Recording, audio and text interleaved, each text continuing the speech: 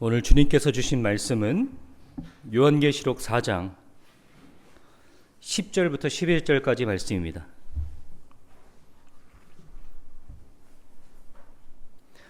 요한계시록 4장 10절과 11절 말씀을 한 목소리로 같이 읽도록 하겠습니다.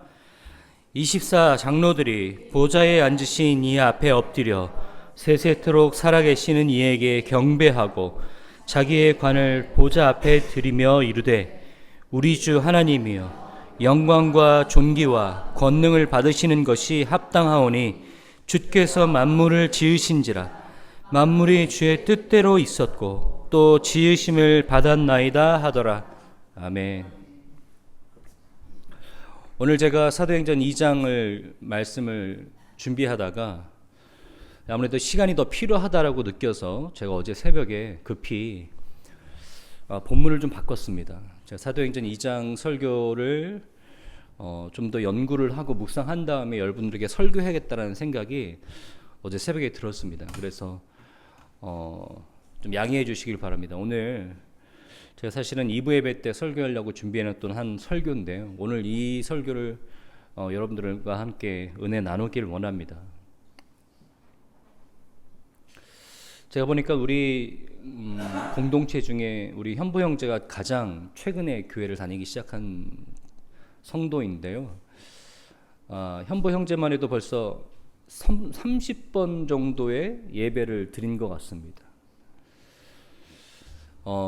주일 예배만 나와도 1년에 52번의 예배를 드리게 됩니다.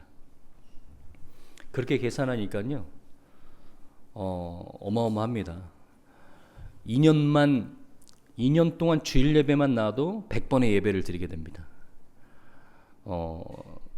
10년을 나오면요 520번이 되죠. 20년을 다니신 분들은 1000번이 넘는 예배를 드리게 되신 겁니다. 주일 예배만 나왔을 때 이야기입니다. 그런데 여기 보면 모태 신앙이신 분들도 있어요. 그렇죠? 자기 나이만큼 교회를 다니신 분들도 있습니다. 계산이 어렵습니다. 오늘 예배에 대한 이야기를 좀 하려고 하는데요.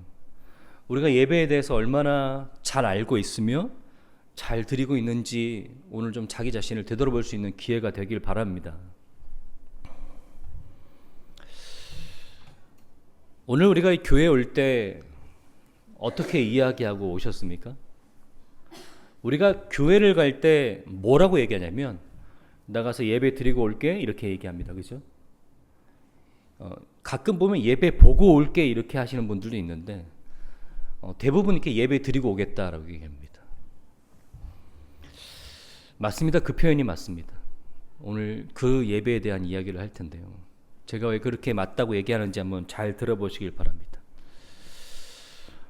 오늘 본문 말씀에 보면 24 장로들이 보좌에 앉으신 이에게 엎드려 세세토록 살아계시는 이에게 경배하고 자기의 관을 보좌 앞에 드리며 이르되 24 장로들은 이제 교회 대표들을 얘기하는 것입니다. 그래서 우리 주 하나님의 영광과 존귀와 권능을 받으신 것이 합당하오니 주께서 만물을 지으신지라 만물이 주의 뜻대로 있었고 또 지으심을 받았나이다 하더라. 이런 계시록의 고백들이 있습니다. 이것을 제가 오늘 우리가 드릴 수 있는 합당한 예배에 가장 적합한 본문이라고 여겼습니다. 그래서 오늘 하나님이 받으시는 예배라는 제목으로 여러분들과 나눌 텐데요. 여러분 그러면 합당한 예배, 하나님께서 받으시는 예배가 있고 그러면 하나님께서 받으시지 않는 예배도 있단 말인가? 다시 말해서 합당하지 않은 예배도 있단 말인가? 내가 1년에 52번 10년이면 500번 넘게 예배를 드렸는데 내가 그렇게 나와도 하나님께서 받으시지 않는 예배도 있단 말인가? 라는 것을 좀 생각해 볼 필요가 있습니다. 말라기에 보면 이런 말씀이 있습니다. 1장 10절입니다. 같이 읽겠습니다. 시작. 만군의 여호와가 이르노라 너희가 내 제단 위에 헛되이 불사르지 못하게 하기 위하여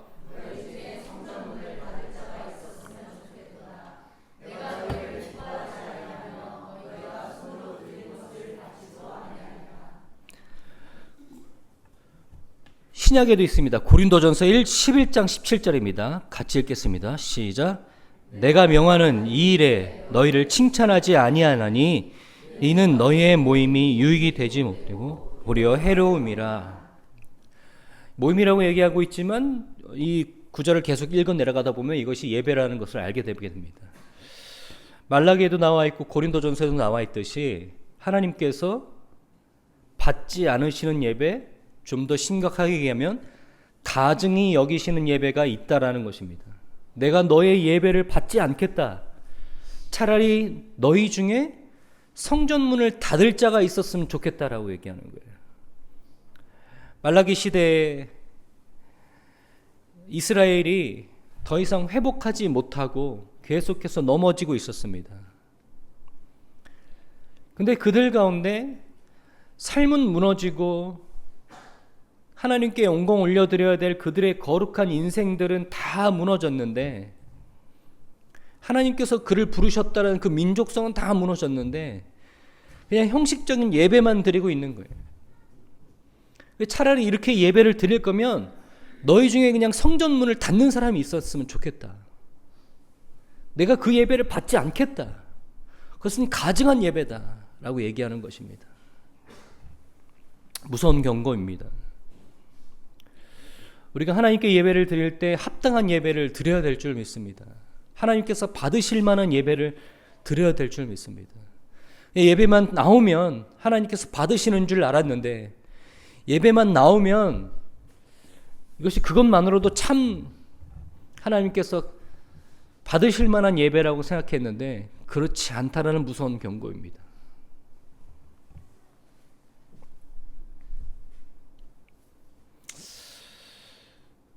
그렇다면 우리가 예배를 어떻게 드려야 되는지 우리가 오늘 이야기를 할 텐데요. 제가 방금 말씀드렸듯이 예배를 드린다라고 표현합니다. 그렇죠?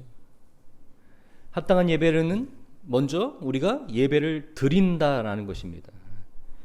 워십이라는 단어가 있습니다. 예배는 영어로 워십이라는 단어인데요. 워십은 월스와 십의 합성어입니다. 월스라는 것은 가치를 얘기하고요. 또 10이라는 어떤 상태나 조건, 자질 등을 의미합니다.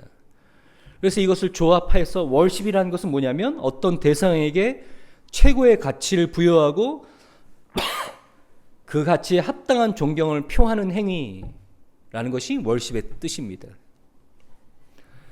그래서 우리가 예배라는 것은요, 하나님께 우리의 최고의 가치와 최고의 표현을 드리는 행위라는 것이에요. 예배는 하나님께 드리는 것입니다. 여러분, 이 말이 너무나 당연하게 들리십니까? 그런데요, 우리는 예배를 드린다라고 표현하지만 우리는 예배에 대해서 어떤 개념을 갖고 있냐면, 예배는 내가 가서 무언가를 받는 것이라고 생각합니다. 그래서 내가 그 예배를 참석했을 때 나에게 유익하거나 은혜되는 것을 받지 못하면 내가 예배의 은혜를 예배를 잘 참석하지 못했다. 내 예배가 은혜되지 못했다라고 얘기합니다. 근데 예배의 본질은요, 원래 내가 무엇을 받기 위해서 오는 것이 아니라 내가 무엇을 드리기 위해서 오는 것이 예배입니다. 이것을 잘 기억하셔야 돼요. 성경에 보면 예배의 원형이 나와 있습니다. 예배라는 단어가 원래 아브라함이 이삭을 드릴 때 처음 표현됐지만, 예배의 원형은 그 전에 아브라함이 그의 텐트에서 자고 있다가 세 명이 찾아와서, 사실은 세 명이라 나와 있지만 더 읽어보면 그것이 하나님입니다. 하나님의 임재가 그에게 찾아오자 아브라함이 그에게 하나님 저희를 떠나지 마옵소서 하면서 제가 그곳에서 하나님께 영광을 표해드리면서 주님께 무언가를 드릴 수 있게 하옵소서라고 얘기하는 것이 예배의 원형입니다. 그래서 예배라는 것은요, 내가 예배하는 대상에게 존경을 표하고 엎드려 내가 할 수 있는 표현의 최고를 드리는 것, 그것이 예배입니다. 그런데 왜 우리는 그런 예배의 풍습들이 자리 잡게 되었을까요? 마치 이런 겁니다. 예배는 내가 가서 무언가를 받는 것, 그래서 내가 무엇을 받았는지에 대해서 그 예배의 유익을 따지는 것, 또한 예배는 참석하는 것만으로도 중요한 의미를 갖고 있는 것, 이런 것은요, 사실 성경에서 얘기하는 예배의 본질에서는 벗어난 이야기입니다. 물론 예배에서 우리가 받을 것이 없다라고 얘기하는 것이 아닙니다. 또는 예배하는 참석하는 것이 그러면 아무런 의미가 없다라는 것도 이야기하는 것이 아닙니다. 단지 그것은 우리가 예배의 본질, 그 핵심에서는 벗어나 있다라는 걸 얘기하는 거예요. 우리가 그 예배를 온전히 하나님께 드렸을 때 나오는 산물쯤이라고 이해하시면 되겠습니다. 구약시대 때부터 하나님께서 받으시는 예배는 우리가 하나님 앞에 최고의 영광과 존귀와 존경을 바쳐드리는, 뭔가를 드리는 것이 예배의 원형이었고 하나님께서 받으시는 예배였는데,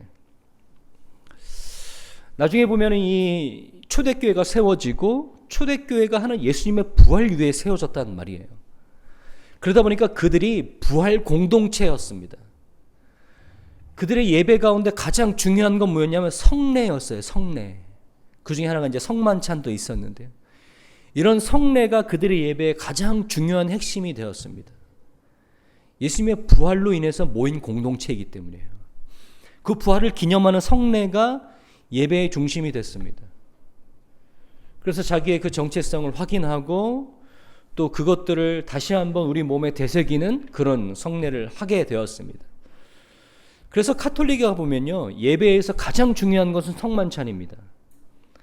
오히려 말씀 선포하는 것은 마치 광고쯤 되는 것 같이 좀 더 위축되고 축소되어 있고, 성만찬이 중요합니다. 성만찬은요, 하나님께서 일방적으로 그들에게 내리는 은혜예요.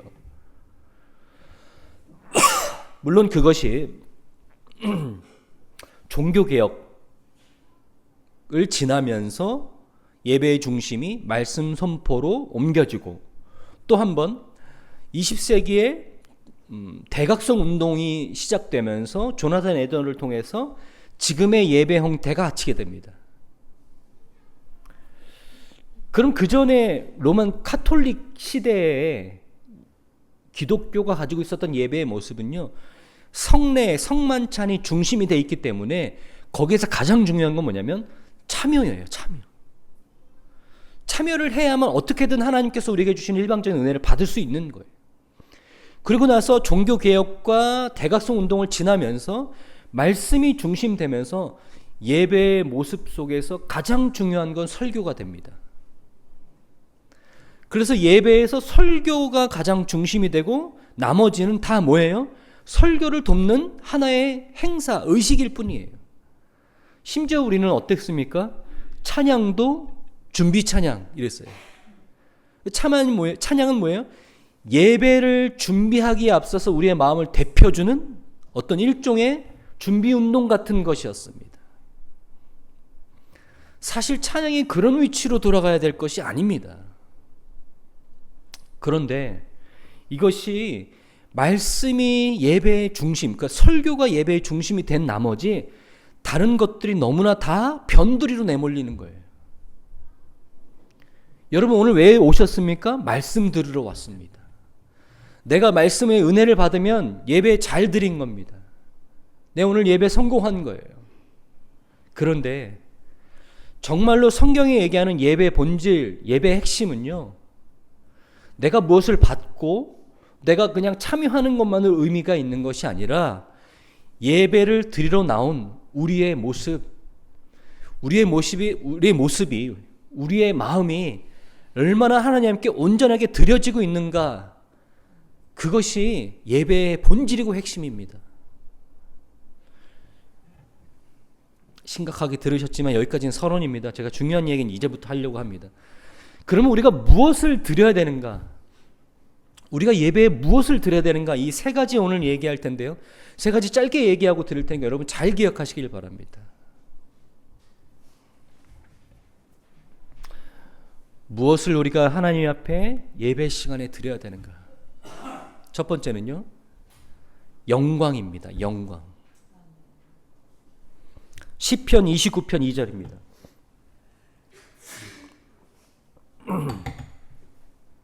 같이 읽겠습니다. 시작.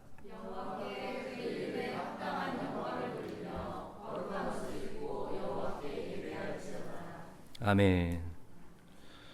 여호와께 그의 이름에 합당한 영광을 돌리며 옷을 입고 여호와께 예배할지어다.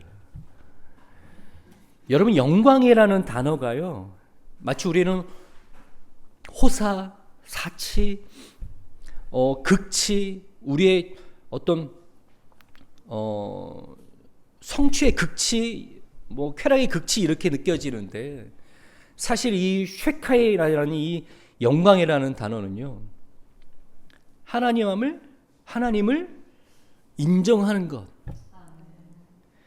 하나님만이 가지고 있는 고유의 그의 임재, 그의 권위, 그의 아름다움을 인정하는 것, 이렇게 이해하셔야 올바르게 이해하시는 겁니다. 다시 한번 말씀드릴게요.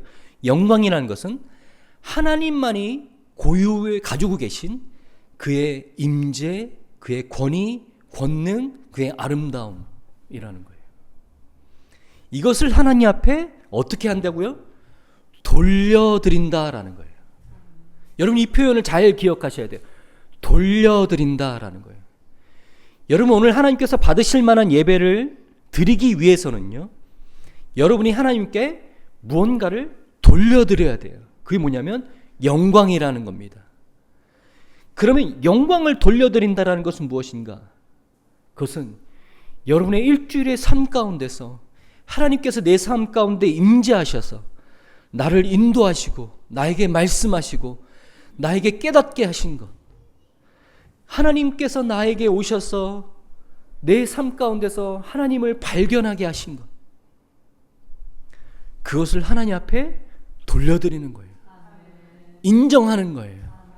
하나님, 내 삶 가운데 찾아오셔서 나한테 이렇게 말씀하시고 나한테 이렇게 지도하시고 나를 이렇게 깨닫게 하시고 나를 이렇게 깨우셨던 하나님, 하나님 앞에 영광 돌려드린다라는 거예요.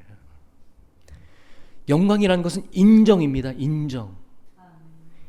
일주일의 삶 가운데서 여러분들에게 삶 가운데 삶에 임재하셨고 인도하셨고 도와주셨던 그 하나님을 인정하는 거예요. 이사야 43장 7절 한번 보겠습니다.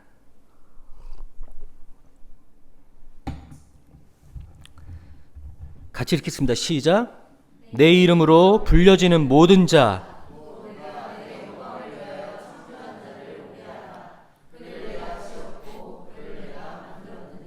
아멘.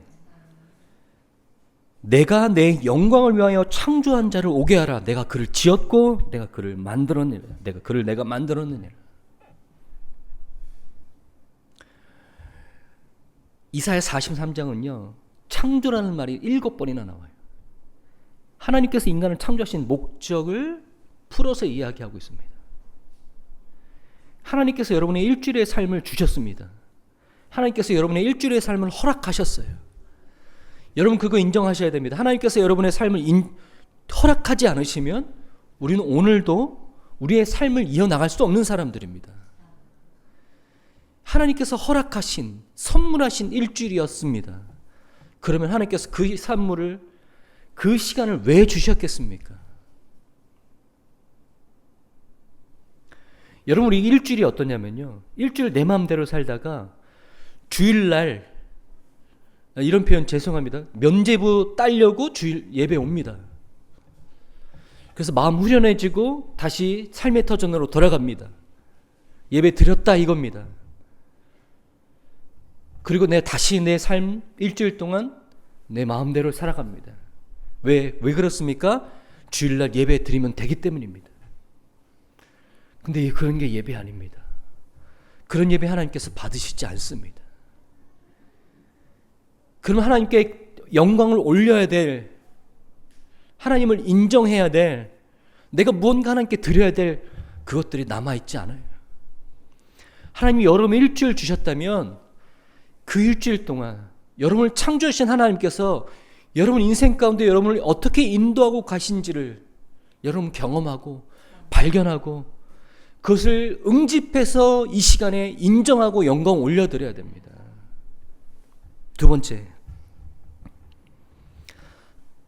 여러분의 마음을 드려야 됩니다. 여러분의 마음을 드려야 돼요. 말라기 1장 6절입니다. 같이 읽겠습니다. 시작. 내 이름을 멸시하는 제사장들아,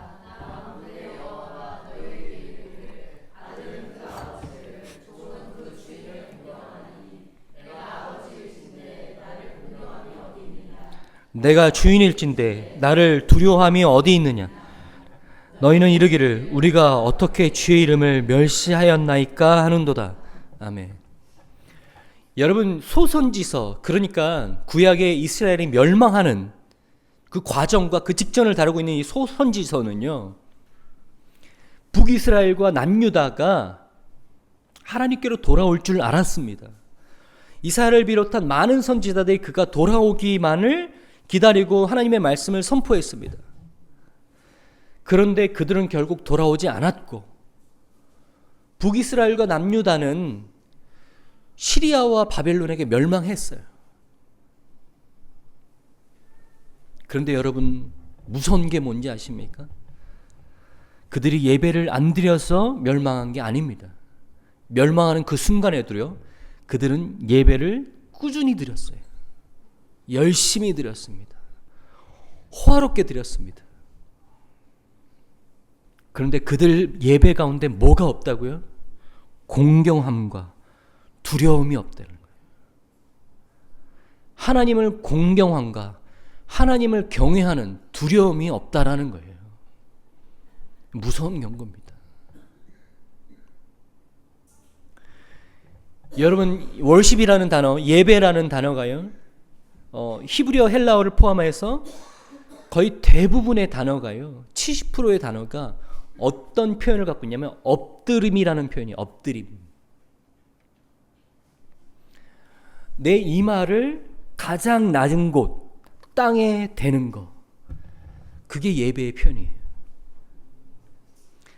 내가 오늘 나와서 찬양단 얼마나 열심히 찬양하고 목사 얼마나 좋은 설교하는지 내가 지켜보겠다, 두고 보겠다, 이런 마음, 이런 태도로 있는 게 아니라 하나님을 공경하고 하나님을 두려워하는 마음으로, 여러분의 마음이 하나님을 향해서 경외하는 마음을 가지고 최선을 다해서 하나님 앞에 나아가야 돼요. 여러분이 할 수 있는 최선의 표현, 여러분이 하나님을 얼마나 공경하고 얼마나 두려워하는지에 대한 그 마음의 표현을 가지고 주님 앞에 나아가야 돼요. 그 예배를 하나님께서 받으시는 거예요. 여러분, 이렇게 이런 마음으로 주님 앞에 나와서 예배를 드리면, 여러분의 마음을 드리면, 여러분, 예배에 드려지는 여러 가지 요소들, 때로는 어설프고 때로는 이것이 거슬리고 마음에 안 들어도요, 그거 중요하지 않습니다. 그거 중요하지 않아요. 여러분이 마음이 어떤 마음으로 하나님께 표현하고 있다면 그저 그냥 여러분이 이 자리에 앉아서 하나님께 예배를 드리고 있다는 것만으로도 하나님께서 받으시는 예배예요. 충분히 하나님께서 임재하시는 합당한 예배가 되는 것입니다. 그래서 우리는 예배를요, 자꾸 나 외에 다른 어떤 요소로 시선을 돌립니다. 나 외에 다른 요소들. 예배가 이러면 안 돼.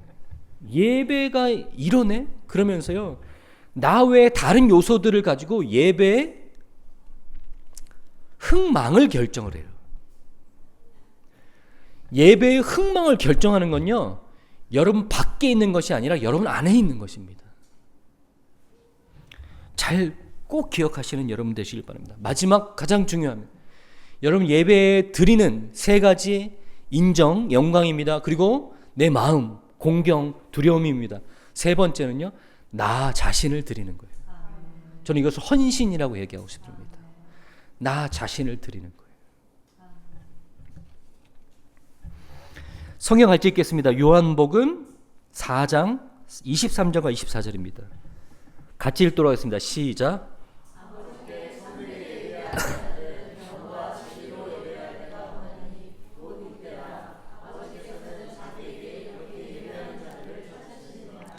하나님은 영이시니 예배하는 자가 영과 진리로 예배할지니라. 아멘. 하나님께서 진정으로 합당한 예배를 드리는 자들을 찾으신다라는 겁니다. 하나님 왜 찾으세요? 교회 오면 다 있는데. 그게 아니죠.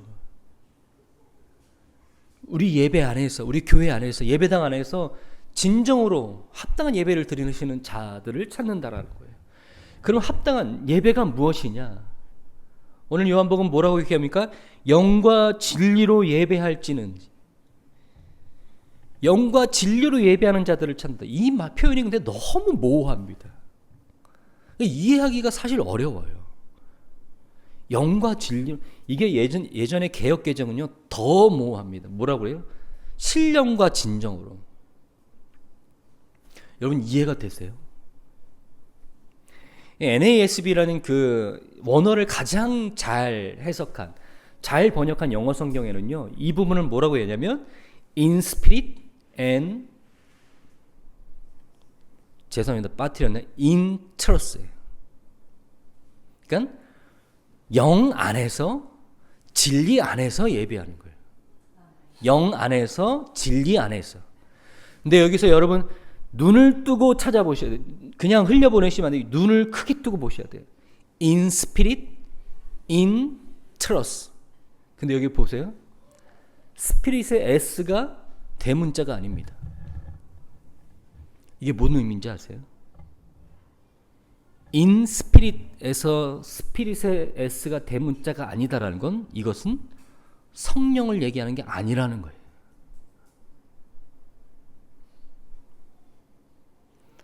하나님의 거룩한 영이신 성령을 얘기하는 게 아니라, in spirit 할 때 소문자 S로 스핏이라는 것은 우리의 영을 얘기하는 거예요. 우리의 영. 이게 무슨 차이가 있는지 제가 이제 설명드릴 거예요. 아담과 하와의 원죄로 인해서 우리의 영이 훼손됐습니다. 우리의 영이 없어졌다고 표현하는 게 맞을 것 같아요. 하나님께서 우리를 영과 육으로 지으셨습니다. 영과 육으로 지으셨어요. 영혼이 있는 존재로 지으셨다고요. 동물들과의 차이점이죠. 그런데 죄가 우리 안에 들어옴으로 인해서 영이 훼손됐어요. 영이 없어졌다는 거예요. 근데 구원받았다는 건 뭐냐면 하나님 안에서 영이 재창조됐다라는 것, 영이 회복됐다라는 것을 이야기합니다. 그래서 영으로 예배한다라는 것은 뭐냐면 구원받은 성도들이 하나님께서 그를 하나님의 자녀 삼아 주심으로 인해서 훼손됐고 떠났고 우리 안에 없었던 그 영으로 인해서 하나님께 예배드리는 것. 다시 말해서 하나님께서 우리를 창조하셨던 그 목적, 하나님께서 우리를 창조하셨을 때, 그의 형상과 모양대로 창조하셨을 때 우리와 교제하고 우리가 소통하고 우리와 사랑의 관계를 맺었던 그 모습으로 우리는 하나님께 예배를 드릴 수 있게 되는 거예요. 그래서 우리가 영으로 예배한다라는 것은 하나님 앞에, 우리가 주님 앞에 나아가서 우리의 창조하신 목적 그대로, 하나님께서 우리를 만드신 목적 그대로 하나님을 인정하고 하나님께 영광 올려드리며 우리의 삶이 하나님 앞에, 하나님을 우리를 회복하신 그 삶으로 바뀐다라는 거예요. 우리가 이 말씀을 다시 한번 같이 읽어보겠습니다. 로마서 12장 1절입니다. 우리의 목소리로 같이 읽겠습니다. 시작. 그러므로 형제들아, 내가 모든 자비하심으로 너희를 권하노니.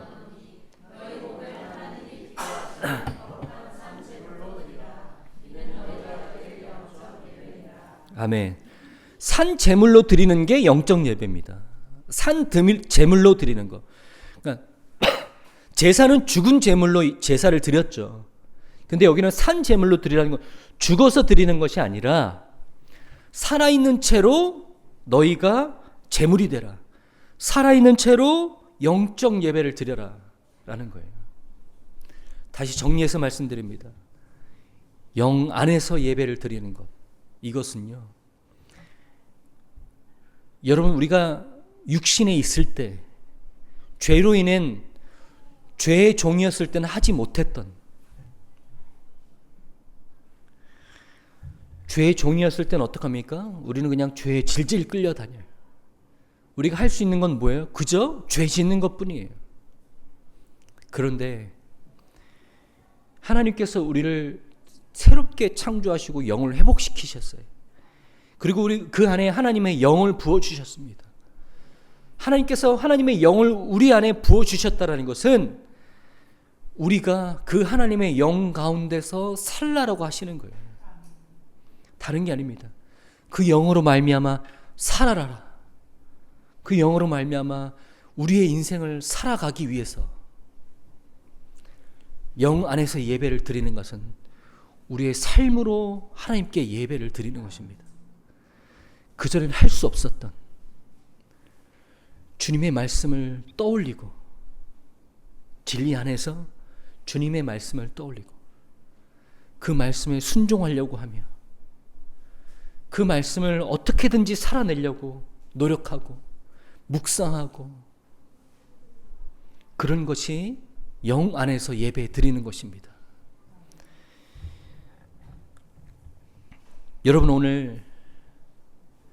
오늘도 반복되는 예배에 여러분 참석하셨습니다. 우리가 이 예배를 드릴 때 하나님께서 받으실 만한 예배, 하나님께서 인정하시는 예배가 되기를 바랍니다. 이제까지는 그냥 우리가 참석하고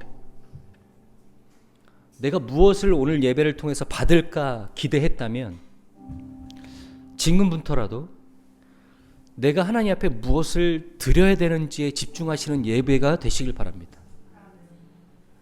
하나님을 인정하는 영광을 돌리는 예배가 되십시오. 하나님 앞에 여러분의 마음이 드려져야 됩니다. 그것이 예배의 본질과 핵심입니다.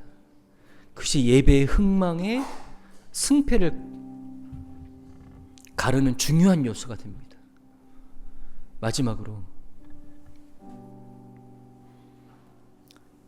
오늘 예배를 끝나고 나아가서 저 문 밖으로 들어가서 여러분의 삶의 터전으로 나갈 때 그때부터 드려지는 예배가 되어야 됩니다. 그때부터 본격적인 예배가 시작되어야 됩니다. 그게 영의 예배예요. 그게 영의 예배예요. 그전에는 그냥 예배 끝나고 나가면 새 옷을 갈아입듯이 세상의 옷을 갈아입고 여러분 마음대로 살았을 겁니다. 그런데 하나님의 자녀가 되면 저 문 밖으로 나아가서 하나님께서 여전히 여러분 따라다니시며 여러분 부담 주시고 여러분 마음 주시고 말씀하시면서 예배 끝난 거 아니야. 지금부터가 시작이야. 너 자신을, 우리 자신을 하나님 앞에 드리는 일주일이 되도록 하나님 여러분 인도하실 겁니다. 그런 합당한 예배, 우리 분당 침례교회 성도님들 삶을 통해서 또 오늘 우리 주일 예배를 통해서 충분하게 하나님께 드리는 예배가 되기를 주님의 이름으로 축원합니다.